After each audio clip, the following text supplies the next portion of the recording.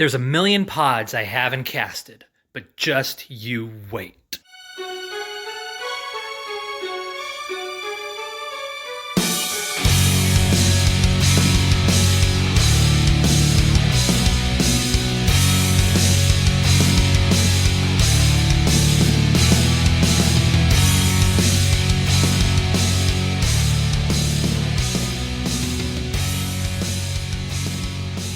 Hey guys, and welcome back to the third episode of Pod Freak. I know it's been a while. I've been thinking a lot about exactly how I want this show to work and what I want this show to be. I'm gonna lie, the biggest reason in the gap is because I just didn't have any motivation to record whatsoever. Every week when it came about time to, I looked for it and I just didn't have it. I'm like, well, what's one more week? What's one more week? And to be fair, I did say when I started this that this could be that type of show.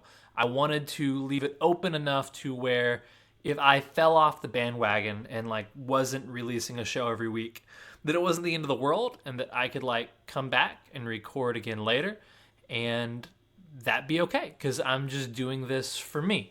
Therefore, the continuity does not stop just because I went maybe 8 weeks without an episode. I just pick right back up here. And I do want to release every week, so I'm going to try to think of some ways that I can do that for the best. But like I said, this project is mostly for me, and I don't want to lose sight of that because I feel like if I lose sight of that, I'll stop altogether and the opportunity or window won't even be there. I don't know. That's neither here nor there. One thing that I do think I'm going to try to do more than I have in the previous episodes is I feel like part of the problem is I made it too formal. Maybe it didn't come across that way, but I felt a lot of pressure doing a one-person podcast and actually trying to make a pretty long go of it instead of it just being like a little short side thing that I used to do when I was doing Gift of Podcasts and we were just trying to promote more, get more in our podcast feed.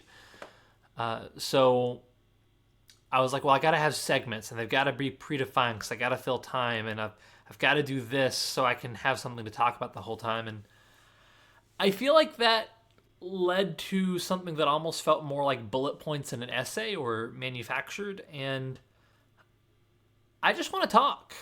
And as part of that, I'm going to try. There's still going to be somewhat segments because I do like the, what do you call it? I like the transition sounds. I think that kind of makes it cohesive. But within that, I'm just going to try to talk and not be in host mode because that's going to lead to the worst show anyway. And it's also going to make it harder for me. I think that makes it harder for it to be like an outlet and kind of restricts me in what I can and can't talk about because I've always been an off-the-cuff type of person. When we did Gift of Podcast, Mance was always the one who would get the show bullet points. He would break down the matches. I was kind of we did wrestling. This show isn't about wrestling, but we did wrestling. I was like the color commentator. And that's my strength. I do a lot better just shooting off the hip about something I like and talking about it. And that's the type of outlet that's going to make this more fun anyway, though, I feel like. So I'm going to try to not overthink it, I guess is the short way of putting it. And the thing that you'll notice most with that is I'm not going to do reviews anymore. I'm still going to talk about something, and I still am going to be reviewing it in a certain way, because I'm going to be talking about what I liked about it, what I didn't like about it. But I'm not going to be giving things a score, and I'm not going to be breaking it down into subcategories within the review, just because, like I said, one, I feel like that makes it too formal, too bullet pointy, too essay-like, and I also feel like most of the things that I want to talk about are things that I really like because that's why I want to talk about them. I don't want to get to a point at the show where I'm watching something I don't like for the sake of reviewing it. And I also don't really have a lot of fun talking about things that I didn't enjoy playing or watching or listening to. So I'm just going to talk about stuff that I like, and it'll do so in a critical way that talks about the good parts and the bad parts, but it's mostly just going to be I like this thing and I'm talking about it. And I think that'll make it a lot better for me mentally, a lot better of an outlet. And I think it'll also make for a better show. because it plays to my strengths. So, yeah, I guess that covers just about all of that. And I guess at this point, we would move on to the next part, which is the news? Question mark? So the news this week isn't really news because it was announced like over a month ago. But that's fine, because one, I already talked about how I want this to mostly be me just talking about stuff that I like. And two, I told myself the second that was announced that when I did make an episode back, that's what I was talking about. When I first told myself that, I was like, well, I'm going to make an episode tomorrow, obviously. But that didn't happen. But I still wanted to talk about it. I feel like that's too much buildup without saying what the crap I'm even talking about. I'm talking about Pokemon Snap, particularly new Pokemon Snap, because this isn't just like news like, oh yeah, this is Nintendo news. I like Nintendo stuff a lot. Like, this is a game that I have wanted basically since I finished playing the last game when I was a kid. I think it's been so long now that they announced that I don't remember the specific year gap between Pokemon Snap releasing and new Pokemon Snap being announced, but I want to say it was 21 years. I know it was over 20. And that's insane. Like, out of all of like the holdout pipe dream games from my childhood, like of like a new sequel or something, like that's number one on the list. I have always wanted a Pokemon Snap. Now, I know a lot of people, they don't really get the Pokemon Snap thing, and like when I first started freaking out about it, when new Pokemon Snap was announced, like a lot of the reaction from other people was just kind of like, I mean, that's cool. You're taking pictures of Pokemon.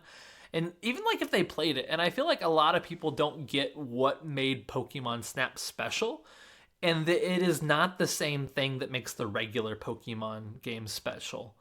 It's not like you have this way to catch them all, because that was true even when the original Pokemon Snap came out. Like, you did have a way to catch them all.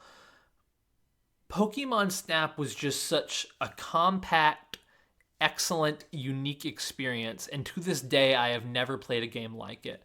Some people say it's almost not even like a game, but I disagree with that a lot. It's a very short game, but it is absolutely a game. If you don't know how the actual gameplay of the original Pokemon Snap worked, and maybe I shouldn't go too far into this because maybe I should review it at some point, but you're on rails, you go through these different levels, almost like a safari, and you take pictures of Pokemon, and you try to get good scores. There's certain things you're shooting for. You're shooting for having them in the center of the frame, doing maybe some sort of interesting pose, having a good size that isn't too big or too small, being there with other Pokemon gets you extra points, and you're trying to find them in those situations. But on top of that, over time, you get tools such as the apple, the Pester Ball, and the Pokeflute, and the speed up, but that's more just to get through levels if you're trying to get to one specific part to take one specific picture. And you use these tools to try to maneuver or guide the Pokemon into unique situations that could make for unique photo ops that would get you extra points. And in that vein, while you were taking these pictures and trying to get the best one in the short allotment of time you were given, because you were on a timer and you couldn't stay in one spot forever, you lost my train of thought. As you were going through these and you were trying to do them, you would try to figure out which Pokemon interacted with which items in which way to find new ways to take pictures of them.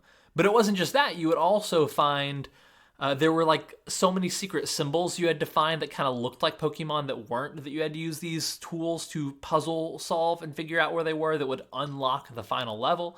There were gateways to the next level that you would have to solve puzzles to unlock. There were ways to unlock the legendary bird Pokemon and like get their eggs to hatch that were puzzle solving.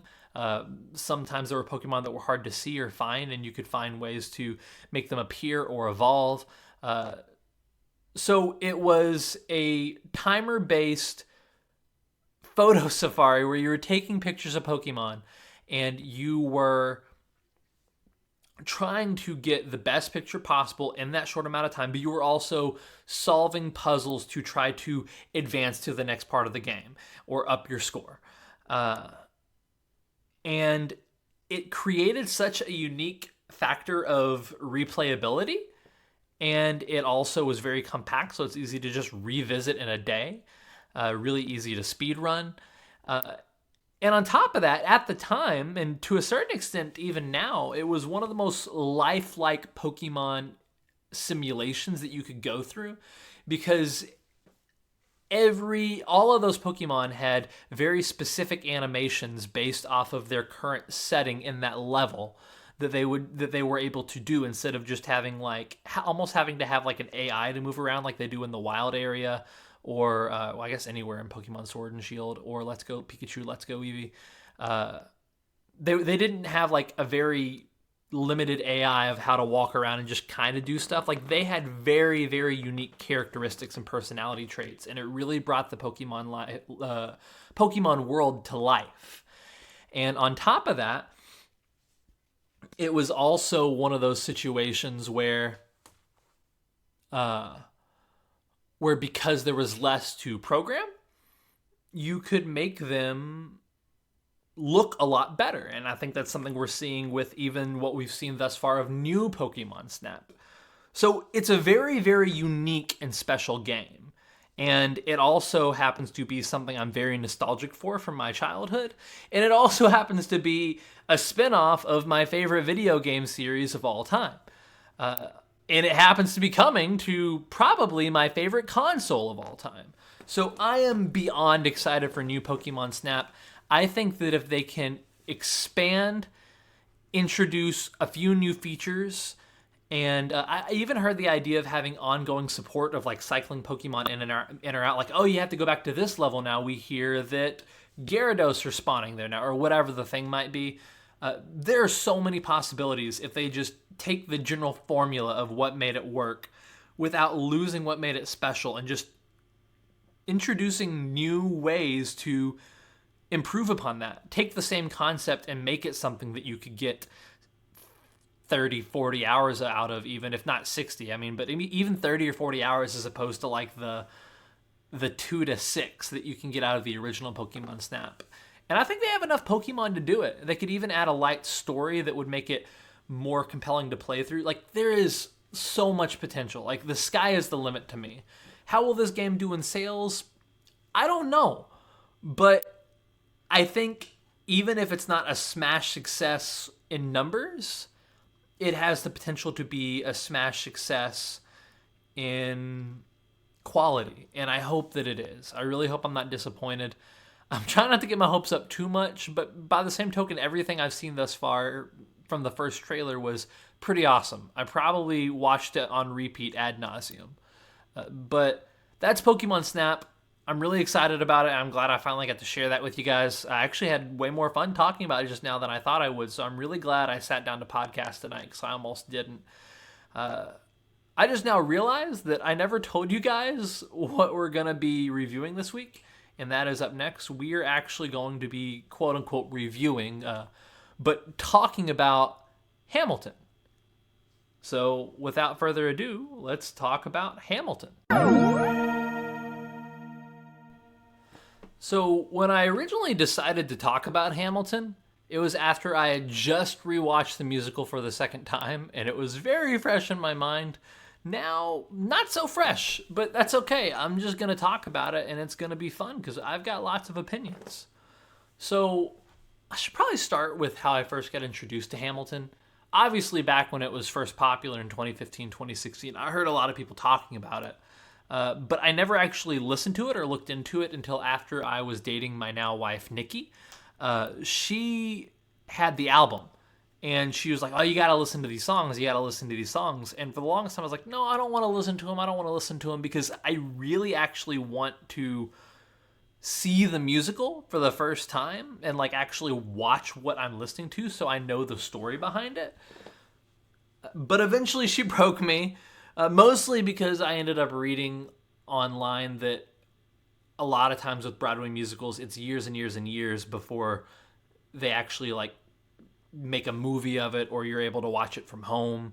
Ended up being a lot quicker with Hamilton because of its success, and that had the ability to financially do so, but I didn't know that at the time.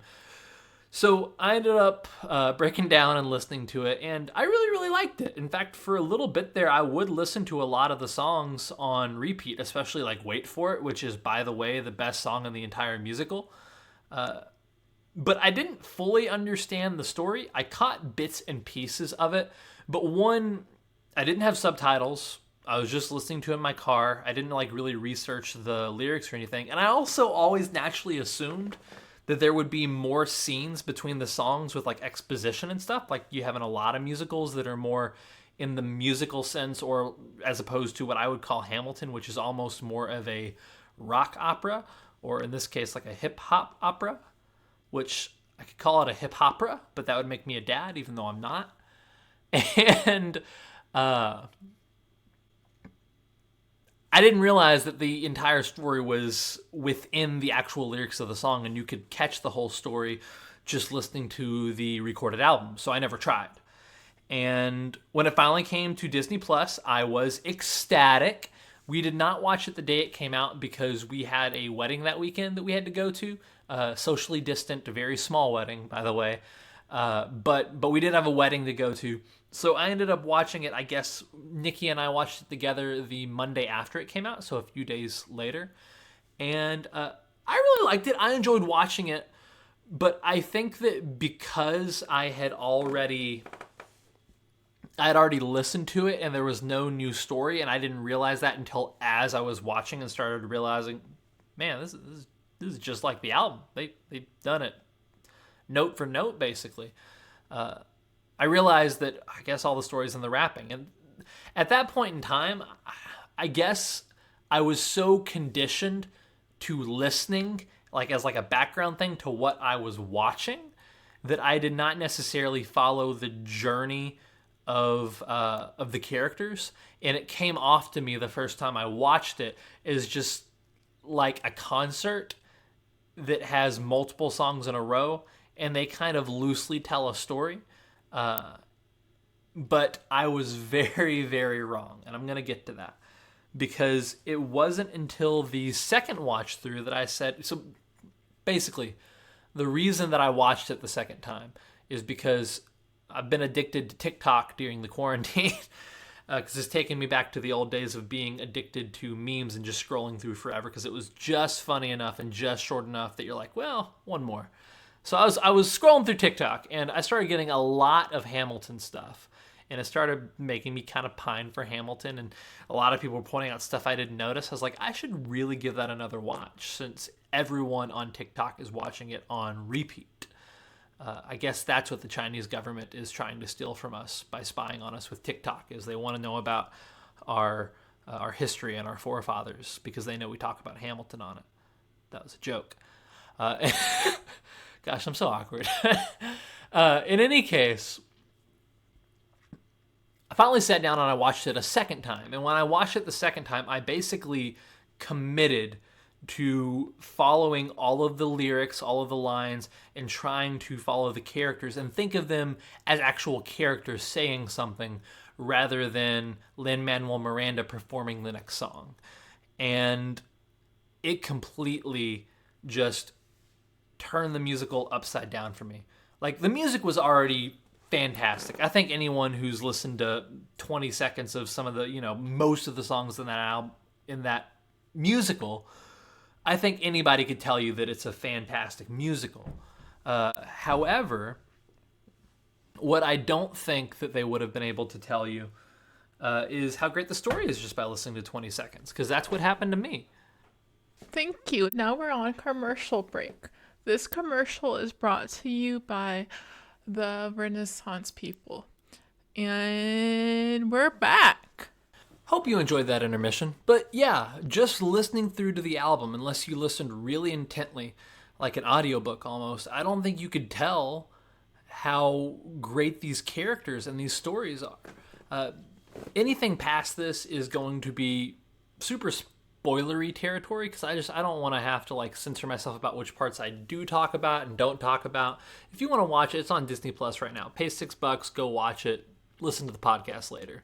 But the main compelling part is that you have these two characters that are very similar but completely juxtaposed in every way. You have Alexander Hamilton, who is headstrong, ruthless, knows what he wants. He's not very clean cut. He's very rough around the edges. And he just goes for what he wants continuously. And then you have Aaron Burr, who has very similar goals, also an orphan, also somewhat of a prodigy. And he is very content to keep his thoughts to himself, figure out what's going to happen, where the chips are going to land, and wait to make his move when it seems convenient for him rather than taking risks. And they cross each other's path every step of the way.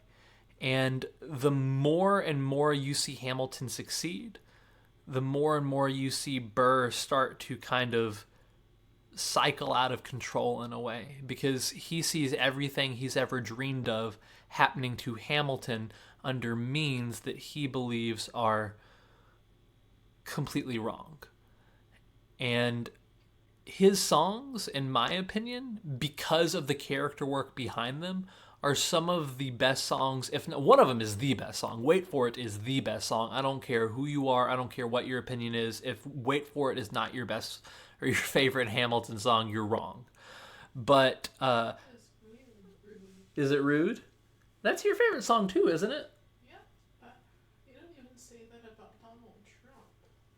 Yeah, I do. If you like Donald Trump as a president, you're wrong. But in these songs, you get to explore some of the emotions he's dealing with, some of the jealousy he's working with. Wait For It in particular is like a profound look into his heart and strategy. And it's not just like, oh, I don't want to have an opinion. I don't want to do this. I don't want to do that. He's just not willing to walk all over everybody to do it. And I think the best villains are the ones who have a point. I think if you ask anybody, they'll tell you the best villains are the ones who have a point. And the two big turning points for Aaron Burr against Hamilton in this story is, first of all, when Hamilton is able to get exactly what he wants out of the treasury.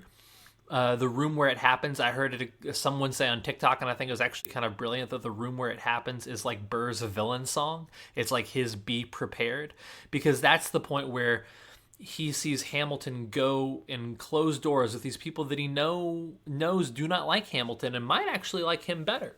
And he sees him come out getting exactly what he wants.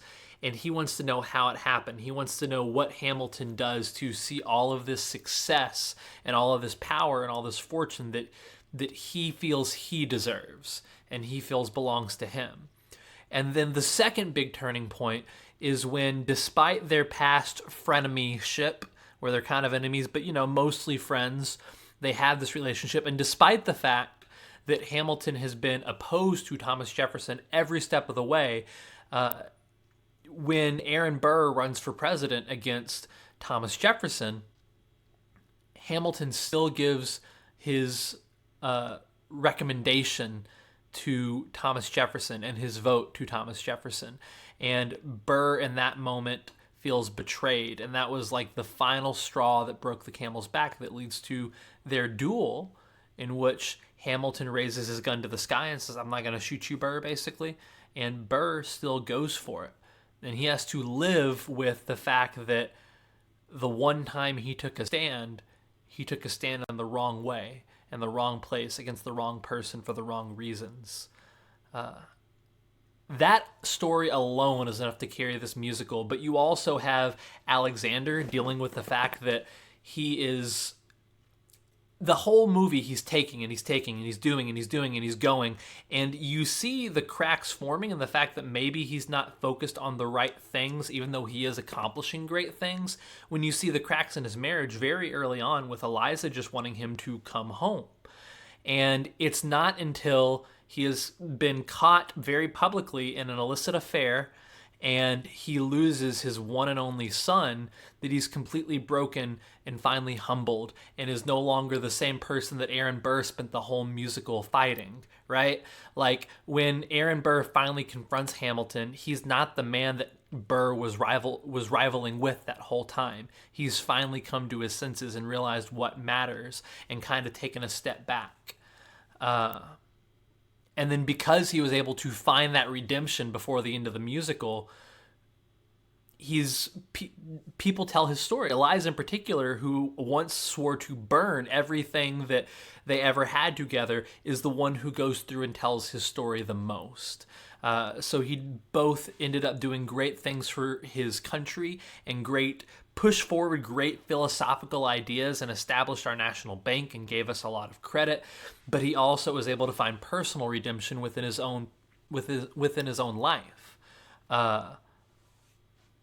It's just really a fascinating character journey between him and Aaron Burr, because they start on opposite ends and they butt heads every step of the way, and they almost go in opposite directions by the end of the film. But because of how Burr takes Hamilton's game and takes it one step too far, he's remembered as the bad guy. Just absolutely brilliant, really. And past that, there's not much else I can say about the story. Like I said, I really want to start doing these reviews less like a formal give a score and just more just talk about the things that I have opinions on as they come to me until I'm done talking about it.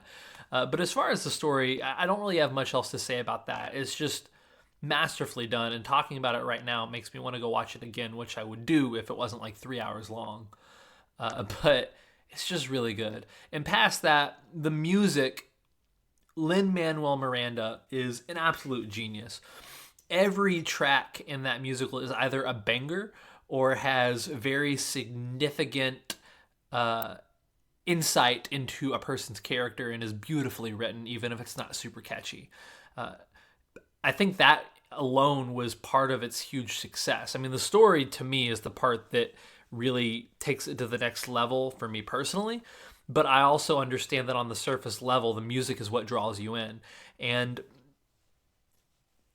I can't think of any musical in recent memory that has been quite as catchy and just perpetually good from point A to point B as Hamilton. And I know you're thinking about The Greatest Showman. The Greatest Showman is also very catchy, Nikki, but not as catchy as Hamilton. What's your name?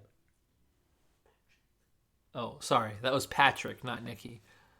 So if your name is Patrick and you're listening to this, you were here live. But that's all that I have in terms of the review. I think the only thing we have left is something that I'm going to do because I love my wife, but I've really been dreading it this whole time, and I'm doing it even though she probably forgot about it, and that is this week's wife questions. Alright, so if you listened to the last episode, you may remember that we already kind of established that this week's wife questions would be that I would sing music from Pokemon Sword and Shield. So the main track that, to me, was the best track in that song was The Slumbering Weald. And I learned from what little I tried to listen to the song and sing it that it is not quite a very singable song because there's lots of melodies playing over each other. And on top of that, since I don't sing the way that I used to, I've also lost a lot of my pitch. So what you're about to hear is me make a complete idiot out of myself, but I do it because I love my wife. So I'm just going to start it on my headphone in the phone, and I'm going to try to sing what I'm hearing to the best of my ability. Da da da da da da da da da da da da da da da da da. Da da da da da da da da da da dun da dun da da dun dun da da da dun da dun dun da da da da da da. Okay, I think that's good enough. You get the idea. That was 30 seconds worth of The Slumbering Weald. So I hope that you enjoyed that. What do you say, darling? I don't get the idea. Nikki doesn't get the idea. How long would it take for you to get the idea? 1 hour. I'm not going to do this for 1 hour. So, yeah, if you don't get the idea, you can just play that on repeat till you get the idea. Thank you guys for listening. What few of you are, really, if I had to be honest. I know that Adventure Rules is listening, and that's about it. So thank you for listening, Adventure Rules. And my wife is listening live, but I bet she wouldn't listen to this when she was like doing groceries or something. Groceries? I don't know, whatever you would do without me, driving to your what's that? Grocery shop? Is that what you meant? Yeah, Doing groceries? doing groceries. Okay, I think I've made a fool of myself enough for 1 week. Thank you guys so much for listening. Seriously, if you did listen, please continue the conversation on Twitter. You can do @PodFreak. I don't really care about getting 1 million listeners, but if I can even have like 5-10 listeners, knowing that they listen to it and have a thought to add from it, just having that feedback and that communication really makes this whole experience a lot more fulfilling. I'm going to try to be back next week. I'm going to try to be back on a regular schedule. But once again, as I talked about at the beginning of the show, ultimately, if I miss 20 weeks in a row and I decide I want to come back, that's fine, because I don't want to restart the project. I don't want to pull the plug. I just want to try to do it every week, and if I don't, I don't, and that's not the end of the world, because I'm not trying to grow an audience. I'm just doing this as an outlet and to have fun. I hope you guys have a great week, and hopefully I will see you next week.